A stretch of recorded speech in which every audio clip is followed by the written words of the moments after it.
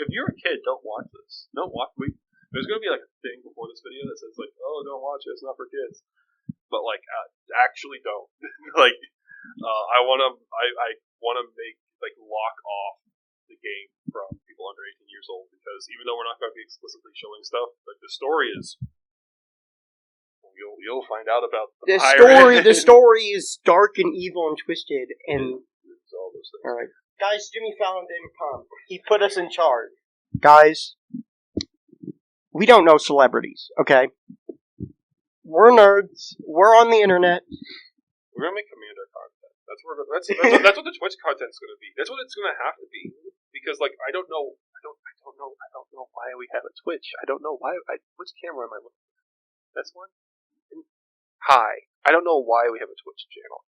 But Jaya said it helps build the community, and I trust Jaya because Jaya has a Twitch, and that must be having a Twitch channel is so funny for a company. Like, cause like, what are you gonna stream? Like the inside of the office? Like, what?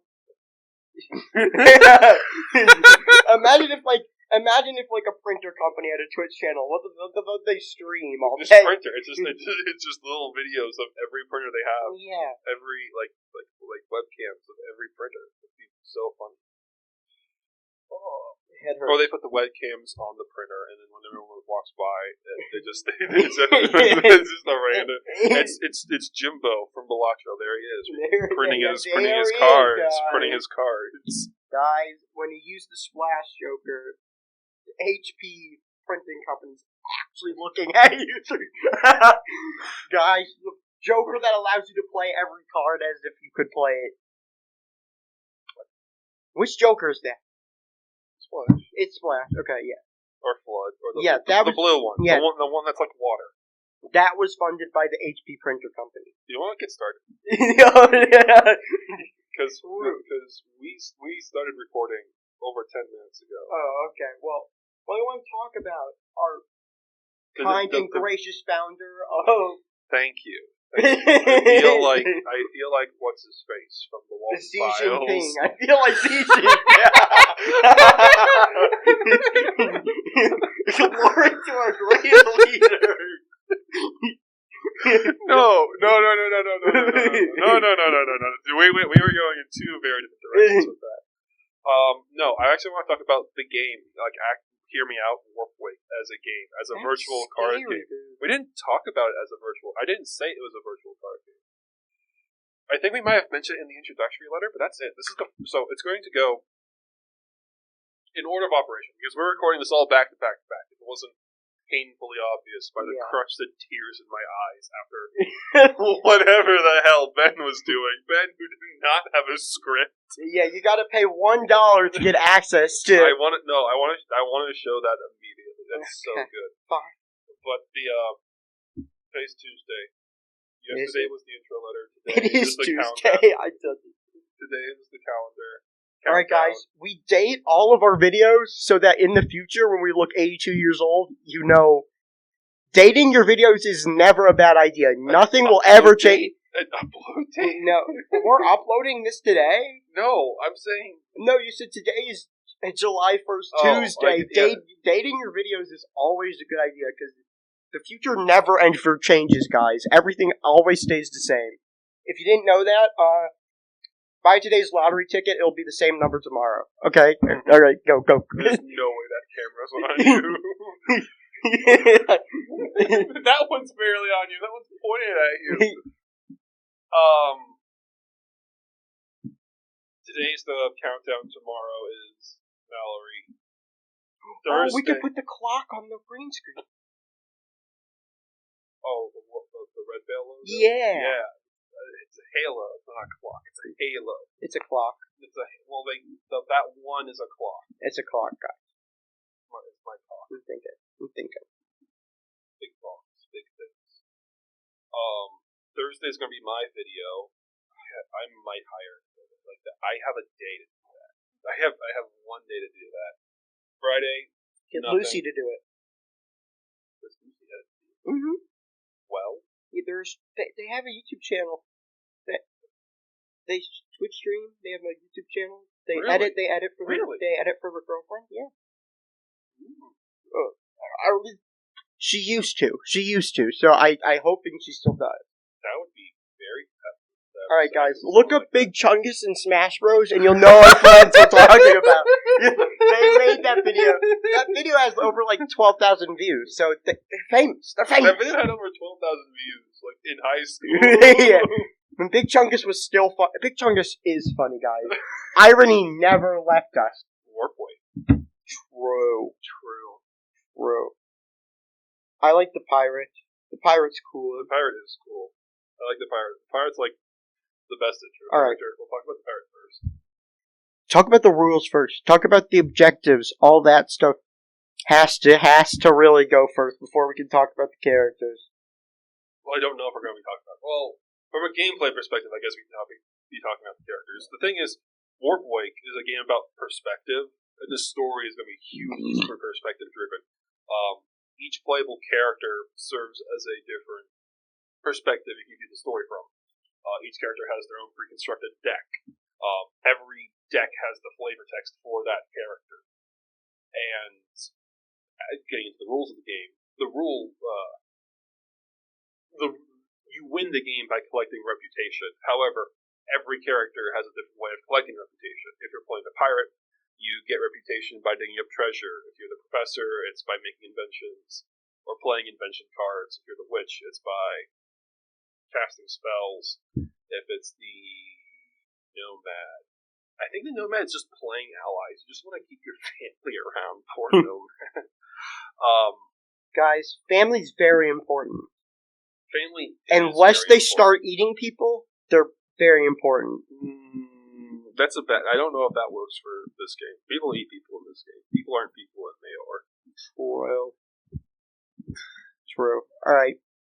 Guys, that's not true. Okay, I'm gonna keep saying that because that's a really cold quote I came up with like less than a week ago when I was writing one of the slaver characters, because the people on Mayor are just hideously mutated, and the culture around that being people don't humans don't consider themselves humans anymore. And it's God, we're gonna go into some dark fucking place. But we're not talking about the story right now. We're focused on the characters and the gameplay. Alright, so little known fact about Richard. His favorite part of card games is touching the cards, which is hilarious. So, that feels like the setup to a blue player bit. I don't play blue. Yeah, well, that's the inspiration behind the game. You can take 82 years. No. No, you don't take 82. I mean, I get the longer the game goes on, the longer turns we'll get, but that should be the case for any card game. Because the longer the game goes on, the more resources you have. So what I'm getting at is, if someone plays blue or green, cut them out of your life. All the other colors are lame. I played blue once, and I felt like an horrible monster, guys. What deck was that? The toxic one you built me, where I cost people money for playing cards, and it gave me life. Oh. Yeah, I felt like an ear. Quezza with all of my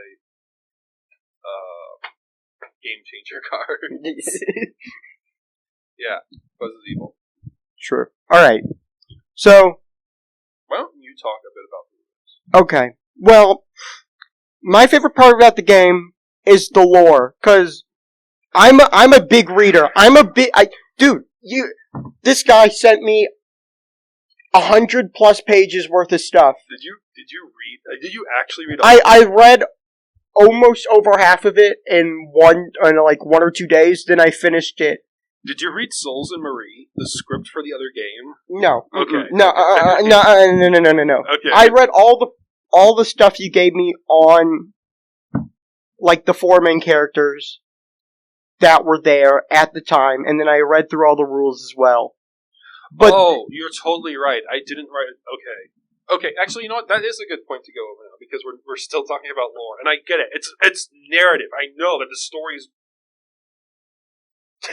narratively driven. Is that what you were about to say? No, I was going to say good, but I don't want to come off like I'm sucking myself off, because I'm focused on the story. Like this is a game, but I'm absolutely putting more of a focus like on the story.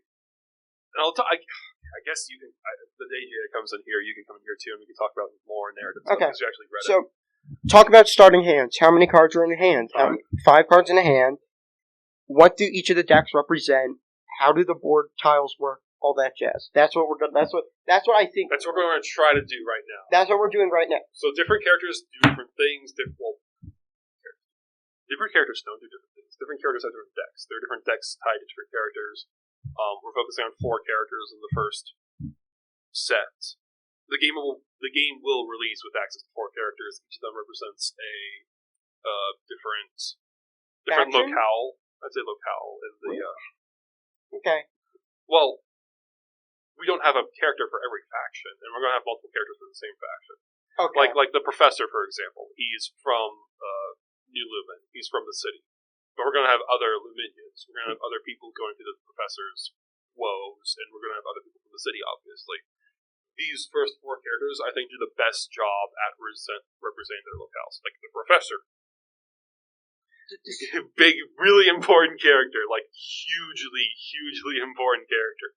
The professor made the Luminions. The professor made the Animacores. The professor has been around for like hundreds of years, giving people the supposed gift of immortality. Like, really important character, but that kind of the reason he is where he is in the story is because he's gone through that journey, and he is representing the city at this point. Just like the Nomad represents life in the waste, the Witch represents life in the forest. Yeah. There's no people in the forest yet. Like that region hasn't become habitable yet. Which we see, like the Witch is pulling people into the forest, and that's how it's going to become habitated. And then there's the ocean, an actual uninhabitable area. Like people can't live in the ocean, obviously. So the character representing that area is the pirate, and I think the pirate is like the best character to first. I feel really repetitive saying the character over and over and over again. Well, that's what they are, the characters in this story. So how do you want to refer to them to besides the characters? Well, they're characters. Like we need puppets of them, so we can say the puppet. We can hold the puppet show. Your brain works in mysterious ways. Anyway, those are the 4 characters. Those are the regions they go to. Each of them have their own pre-constructed deck. For now, we're just going to keep that pre-constructed deck. I like the idea of maybe in the future, like a DLC or something, giving you more like cards to build a deck out of. But that is not the focus of the game right now. We are purely just focused on like these are the cards that represent what happens to this character in the deck. That's another thing. Again, we're dipping into lore and stuff, but characters in this game, their stories have already happened, and their deck of cards represent the action that they took, the events they took part of, the friends they've made, or the companions they've made. What else? Demons. Eventually there'll be demons. No, it's tools. And the tools they use. Like, and that's all in past tense because this first chapter and how we're going to do time stuff is that this is more like a prologue. Like, you will see the beginning, middle, and end of each of these characters in their deck. And that's going to be the case for characters to come, like the Trader. The Trader is going to be really far down the line. I pushed him back far because he was... the Trader was supposed to be the representative of the Wastes, but he was like super complicated gameplay-wise, and he was also like kind of too tied to the story. Like he just kind of overwhelmed everyone else because he and the professor had a lot of their cards intersect with each other, which was on purpose because they're tied to each other. But because those 2 characters had that close bond, it kind of took away from the Witch and the Pirate. And I think going forward, it's going to be better to like kind of isolate the characters, and then once we've built out the cast, we can start knitting them together. Yeah. Like, we're working on the artwork right now, and John the cabin boy, he's featured in like several different arts at this point. He's in Scolio People's art, and that's not a character-focused artwork. That's location focused. Let's talk about location decks. In addition to the characters and their decks being included in the base of the game, each location also has their own deck of cards that represent what's going on in that location. So, like the Waste has like a sandstorm card, and the ocean has like the whirlpool and the sea monsters and all this stuff that's in it, and those get played to the location, and that your character interacts with what's happening there. And then we can do this, and this is another like down the line thing, but super cool fucking story stuff. Is say like, you're sucking yourself off again by saying super fucking cool story stuff. Okay, well, yeah. Representing it in the story is cool because we can like say Cedric dies. That character is killed. When we do chapter 2, we could like substitute Cedric for a different card. Like that card's no longer in the deck. He's no longer part of the story. He's dead. He's gone. And doing time stuff. Time will not move forward when a character comes out, only when we go from one chapter to the next. So, like the planned characters to come out, we have the ones in the base box, but then there's stuff like the Brawler, the Beast, the Scrapper, and the Guardian. Those are all characters that come out in the first chapter, and when they come into the story, the cards we see from their perspective are all in the same time frame as the first chapter. So no one's going to react to things that happened in other people's cards yet, unless they're happening at the same time. Then, when we do chapter 2, we do a time jump forward, and those new characters are reacting to everything else. I think we can save skins and stuff and like updating cards for another time. I still want to focus like on the game and like resources and like playing cards onto the board. Let's compare this to another game. What game would you say comparatively? Legends of Runeterra. Okay, that's fair. True. I think you're right. Legends of we are heavily inspired by Legends of Runeterra in terms of like quality and comparison and presentation of the cards and stuff. But I guess from gameplay, I was gonna say Villainous with like the cards that are played at the location and that affects the location, and that like determines what resources you have at that location and all that stuff. Cause like I'm comparing Brewy to like Peter Pan. Okay. It's like how they have like health and they have like get a resource from this location, like with Brewy and the Electric. And all that stuff. That's what I really thought was the main comparison. Well, in terms of Villainous, you only have one resource. Yeah, so then King John. Which is the one that gives you a lot of resources. Pull Brewy up on screen and show what his effects are. Is there going to be editing in this video? Yeah. You have the future. No, really? Lucy, I wasn't. This was going to be like a podcast. Oh, okay. Because I don't want to edit an hour of us talking. Why? I'll pay Lucy. I'll give you $100 to edit this video. That's true. I'll pay for it. I'll pay for my section, and then you pay for this one. Your intro? Yeah, the 10-minute one. I'll give her like that needs to happen soon. I know. Like that comes out on Tuesday. Oh, wait, it is Tuesday today, so that's next week. Next week. Okay. Like a week from now. Yeah. But okay, I'll also pay for the medical bills that going through this would cost. Yeah, true. My brain's comparing apples to oranges, as they're both fruit and they both go good in juice, and they're both. That's what I'm trying to say. Like, are you picking up what I'm putting down? Like, I'm trying to compare two things that are similar. I don't know if there's a card in Magic that does this, but I think it'd be easier to compare it. Because also Magic's like infinitely more popular than Villainous. But like, Brewy, yeah. Brewy, our buddy, you can spend Delectus, turn it into Ichor, or Ichor to turn it into Delectus. In Magic terms, you can spend a red mana to turn it into blue mana, or then blue mana to turn it into red mana, and you can do that. There's more of a card that makes it more complicated, so you can't do that an infinite amount of times, but that is effectively what Brewy does. I guess if you want to compare it to a game, I would say Commander. Like, you have your Commander, that's like the character you play as, and then you have the rest of their deck. It's a pre-constructed, like precons. Imagine playing with that's what this is. Playing with 4 precons, but the precons were actually made for the face commander of the deck, and not just throw Rosie in there. Throw Rosie in. No, the Fallout robot that was in. I don't play that. What's a good one?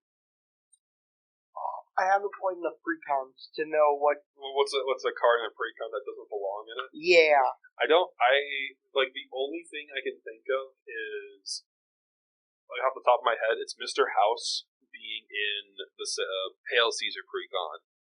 House has nothing to do with that precon except for the fact that you make tokens, which, shocker, you're in Mardu. You're going to be making tokens in Mardu. But he's the first cut from that deck because there's nothing he's doing in that entire deck. But he's in there. He's included in there because he's a secondary commander, and you can deck build and change things. That's not going to be an option in our game. It's not about deck building. It's about playing. It's about making the best with what you have. Mm-hmm. Yeah, it's narratively focused precons and thematically focused precons. Thematically and narratively focused precons. That's what I'm saying. It's a Mr. House deck, but if every card on it was dice rolling instead of token doubling. Yeah, true. So, and then the game's balanced around them being like actually fun and thematic, instead of funny blue player go infinite. True. I'm trying to think of other examples. Yeah, because I guess there's way more than one resource in this game. There's like 7, right? Electrum, Ichor, Corpses. Not Electrum. Delectus, Ichor, Corpses, Time. Is Reputation a resource, or are you retconning that? I'm saying Reputation's a resource because you use it to play cards. I think there were only a couple cards in the Witch deck that allowed you to do that. I don't know if I've changed it to. We can say that Reputation's a resource. Then there's Gold. We took out cash and just made gold, made that the main resource. I mean, we might take out gold. There's really very few things that actually use gold. Gold is more of like a resource you spend at shops. What we're going to do the shop. Oh, the trader's not there anymore, so we don't have shops. We'll say gold because it's written in the game as of right now. Metal. There was supposed to be scrap, metal, and cores. We just combine them all into one. I think we still have cores because those are how you play invention cards. I think that's it. So it's a resource management precon. Magic with 8 colors is insane. Yeah! Magic with 8 colors is insane. We might have to take that. Well, Reputation's very, like, you're never spending Reputation. You're only gaining it. Yeah, like 99% of the time, you're just getting Reputation. Because a Reputation is a win con. Yes, that's how you win the game. It's by getting to 5 Reputation. Mm-hmm. Yeah, that's how you win the games. Usually takes 45 minutes at max for a game to end. I don't think I've played a single version of this game that wasn't teaching someone how to play the game. Yeah, but I mean, like, average is 45 minutes. I have no clue. I have absolutely no clue. Alright. I'd say 45 minutes would be on the long side. after you know how to play the game. Mm-hmm. Like, teaching someone how to play the game takes about an hour. So multiply that by the amount of new people playing the game. And if they're good listeners. What are you talking about? Cliffy drawing penises on a tabletop simulator. He understood this game. Yeah. If we made Cliffy play the game again, how much do you think he retained? Oh, we'd have to redo. I'm glad that we played that with Cliffy, because Cliffy was the first person to actually try to kill other players as a win con. That's a win con, being the last one standing in a multiplayer game. But he was the first person to try to do that, and he highlighted the fact that the destructum tool that just kind of like kills everyone kind of broken. I'm like, that, you know what? You're right, because that's back when time was way harder to. That was back when you only got one time per turn at like starting a turn, and then we've changed that to you gain 2 time at the start of the turn, but you also can discard cards at the end of your turn to draw that many cards, and then for every card you discard, you get time that way. And then we make like time. You have so much time in this game, but time also becomes time is a resource, by the way. Time is a resource. It's also the most valuable resource. It's the most valuable and the most acquirable. For the reasons I just explained, that's how you get so much of it. But for every additional card you play on a turn, you have to pay like the time tax to pay more and more of those cards. So the longer the turn you can only have a longer turn if you're paying that much time. And that's true with moving pieces or moving cards. There aren't any pieces in the game. Everything is represented by a card. Mm-hmm. Card supremacy. Cards against supremacy. It's Cards Against Humanity, dude. Cards Against Supremacy. True. Okay, we'll go with Cards Against... Alright, you know what? I'll bow down to that. Yeah. I won't fight it. You won't fight supremacy? No, I won't fight the cards. I'll lose. Cards are so good. Yeah, what do you think is strong? Cards or supremacy? Cards give you paper cuts. True. And supremacy can't. Yeah! Card... Alright, guys. We're actually heavy power scalers. Guys, time is a flat circle. Time doesn't exist. Time is a concept made up by invisible angels that float in the air to make us want to go to sleep and make us age and make us die. Time is not real. 6 months in the future and now are one and the same. I'm having a talk with a even less hinged Boompoville. He's going to come in here with a holy idol next week. Guys, you just say whatever you want to say. You know, like, alright, this is a life lesson. If you don't want to confront a topic, or you think the topic's going nowhere, say the most unhinged stuff you've ever said in your life. First you said time was a flat circle. Then you said it was made by invisible angels, as opposed to the visible angels. You just can't see, guys. He has glasses. Little known fact, glasses block you from seeing the angels. My phone just fell out of my pocket. Oh god. Alright, cut the recording. It's over. God, the angels. Oh my god. That's fine. We've been going for 44 minutes. Wait, where does it say time? At the bottom. Bottom right of the screen. Okay, which means we have like 20 minutes. 10 more minutes. Okay. Well, we talked about the game, but this is mainly just us talking. I mean, this is a better way to get introduced to us than those, 5-second clips. I think they can gauge our personalities and where we are and who we are. 1, those aren't 5 seconds. 2, I still can't gauge your personality. You said goodbye to the Terminators in the audience. Well, you'll know if you like us based on this video. I made a blood pact 2 weeks ago with a homeless guy on the street. That's more binding than the government ever will be in my eyes. I feel jealous. Why'd you make a blood pact with a homeless guy not me? There was more on the line. What was on the line? My life.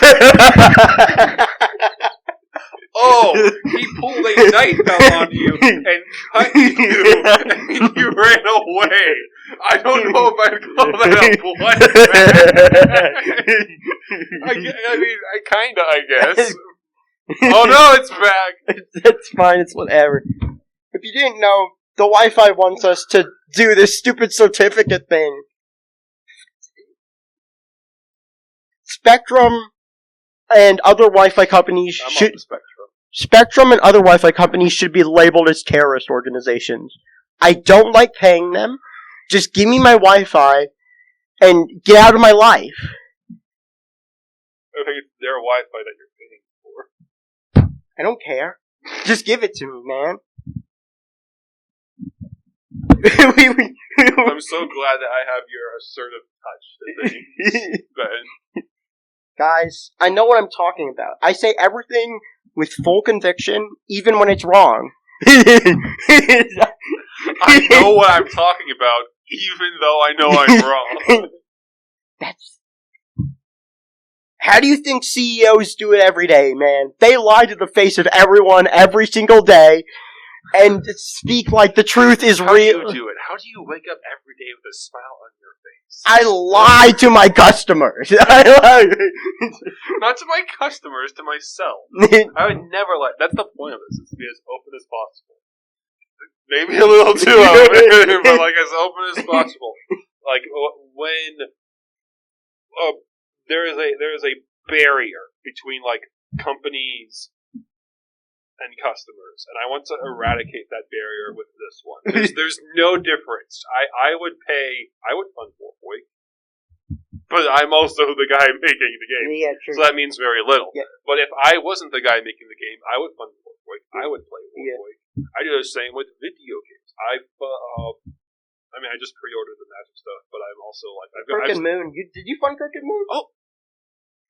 I did not single-handedly fund Crooked Moon. He funded Crooked Moon, guy. I supported the project after it was funded, but it also got funded in the first 2 minutes. It was absurd. Yeah. The Legends of Adventurous had also built up.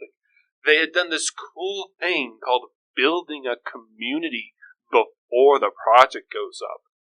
Hello, person watching this on probably YouTube. This is like the third YouTube video. Can you guess what we're doing here? Yeah, sure. Follow us on these. If you're going to give us your money, we'd like you to know who we are as people before you give us your money. Yeah, thank you. You know what? That's a this is like this is a more effective Shark Tank, and you guys, you people in the audience, are the investors, and we're the sharks. I haven't watched that show. You haven't watched Shark Tank? I think the most Shark Tank I've consumed was the parody that was it William McDaniel did? I don't remember. With like the 5 Jeffies. Or 5 Jeffies from Super Mario Logan? No. It might have been like 4 small people named Jeff, and like the 5th person named Jeff. I don't know. You don't know what I'm talking about? I don't know what you're talking about. Well, there was that, and then I think old CoffeeZilla video, like I think it was one of his first 10 videos where he was like reviewing. I don't think it was reviewing Shark Tank, but I think it was him reacting to some dumbass pitching a pyramid scheme on Shark Tank. Yeah, wait. Are the sharks the people that are investing in the project? Yeah. Why are we the sharks? They're the ones investing in our project. Oh, I meant they were the sharks, not us. Sorry, you guys are the sharks. We're... The fish? Yeah, because we're entering the Shark Tank with our project, and the sharks are watching us. That's the point of the show. Who's the investor? Oh, sorry. Who's the person pitching the project? They get to be called sharks. I want to be a fish. We're minnows. Sharks and minnows, dude. I remember that. Guys, we had childhoods. We're carving out that gumball bit. And getting entry level, then they slowly make their way up. You guys are doing so well, but to be CEOs, we need to do one thing. We need to take away your hearts. Yeah. We'll never do that. We'll never give away our hearts, because when the passion dies from Warpwake, that'll be the end of it. Oh my god, we didn't talk about like any other projects. We only talked. Walk in the Woods was a project. Yeah, if you're one of the 49 people who saw a Walk in the Woods on backer kit. I tried to take it down. I thought, like, for the first 6 months, I was giving updates on things, saying, like, what we were doing and, like, why it's not been launched yet. And that was why I found out that updates aren't public until the thing is launched. But I don't want to launch it on backer kit yet because the game is, we have a playable version of that game. It's just not, it's not good yet, and I don't want to put out the game. I don't want to make the game that's not good yet. Yeah. Like, I'm the kind of developer who would delay a game to make sure that it's good by the time it comes out. It's like John Nintendo said, game delays are only happening because they're making the game better. Nothing else behind the scene is happening, guys. It's not John Nintendo. I forget which Nintendo executive said that. I'm trying to think. I'm not a Nintendo person. I have no clue, like, how bad a game would have been delayed. The most evil thing Nintendo's doing right now is just the cost of things. I guess we could talk about the cost of the game. Right now, it's planning to be like $20. Yeah. Which I think is perfectly fine for an indie game. Yeah. Yeah, and you know what? The thing is, the base game is going to be quite small. It's only 4 characters. However, as of right now on the Kickstarter, or how I'm currently building the campaign, the stretch goals we have, like if we reach certain goals, that's how many like more characters we'll be able to put into the game for free instead of charging characters. Because I do not play League of Legends. As Ben has kind of pointed to, I love Legends of Runeterra, and I studied Riot Games for like every marketing class because I wanted to know how the hell they were able to make a game like Legends of Runeterra without monetizing it at all. And the easy answer is they couldn't, and then they killed the game because it literally never made any money, and it only lost them money, which is so sad. But it was so fun. It was so good. It was so fucking good. And it's gone now because they didn't know how to monetize something. Because they didn't put a price tag on the expansions. They made it too good. Everyone was playing it, but no one was paying. Exactly. Don't you get it, Batman? they made it like, and the parts that they did monetize was like, oh, you can buy cards. Okay, it cost me like, it was like $5 a card or something stupid, and I'm like, oh yeah, I could wait a week and like build an entire deck because just by playing the game, they rewarded you so much for that. And like the only stuff that you had to spend real money on was the characters. The little guys that danced around. They were your pets. It was the boards, and skins. And even those weren't introduced to the game until, well, not after the hype, but they were introduced way too late into the game. It was a freemium game, but with way too much on the free and not enough on the There's a video by my favorite YouTuber, Bricky. I think it's just Bricky now. His Helldivers video. I need to watch it again because he put it in like the most comprehensive way possible. But to make a game that requires monetization, you need to balance like the free stuff you give to players and the paid stuff, and make sure like both sides are like equal, so that you're never giving away too much and like losing profits, so that you can't make as good stuff, or that you're not just like it's not just a gotcha game trading a player. Yeah.